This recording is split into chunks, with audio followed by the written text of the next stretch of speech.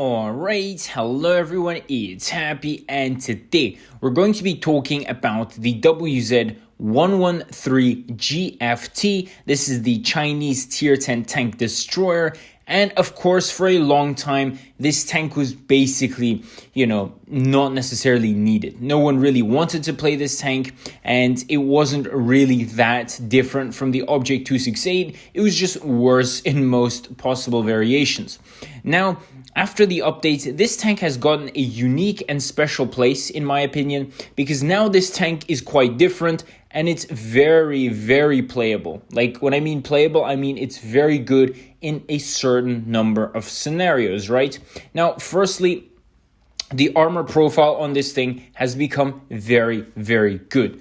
The armor profile on the upper part of the hull, so not the lower plate, but the upper part of the hull and the superstructure have become very strong, and penning the superstructure, even with gold, is quite hard. It's something I struggle with in random battles, especially as a heavy player. Not a light or a medium, but as a heavy tank, it's quite hard for me to go around and pen the WZ-113. And I mean, I don't know about you guys, but to be fair, Wargaming did a good job with the buff on the armor profile of this tank. Now, this tank is playable on the first/second lines, and it's going to be a lot harder to pen it, even with gold shells. Only TDs with gold might probably be able to penetrate it, but apart from that, good luck if you're a heavy, medium, or light.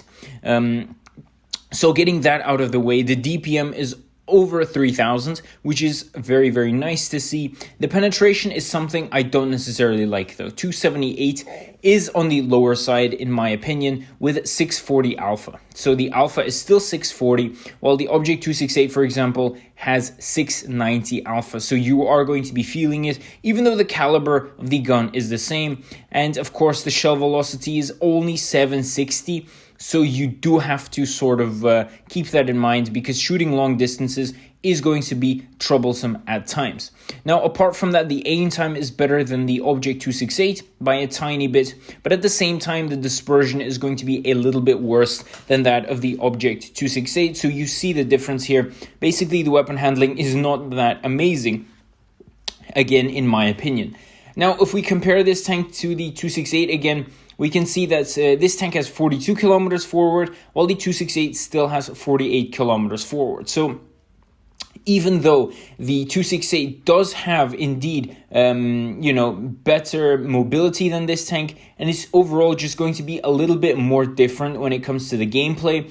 And the 113 is more of that brawler tank now, because the armor is going to be a lot better than the 268, especially if you're a heavy and, you want to shoot at a 268, there is no problem really penetrating the tank. While the 113 is going to be a little bit harder in general. In my opinion, the 113 is going to be the first/second line tank, while the 268 can be played pretty much on all three lines, especially because the camo on the tank is also fairly good, again, in my opinion. And of course, if we overall look at both tanks, they are still quite similar. There are tiny tweaks, but I don't think there are tanks that are as similar as these two, because in my opinion, they always played sort of the same, right? They are pretty good at everything they do. It's just that they're not amazing, just like the E5 in a few videos before I said was the case. So tell me what you guys think about this tank in the comment section below. And with that, Happy is out, and I'll definitely see you guys next time. Bye-bye.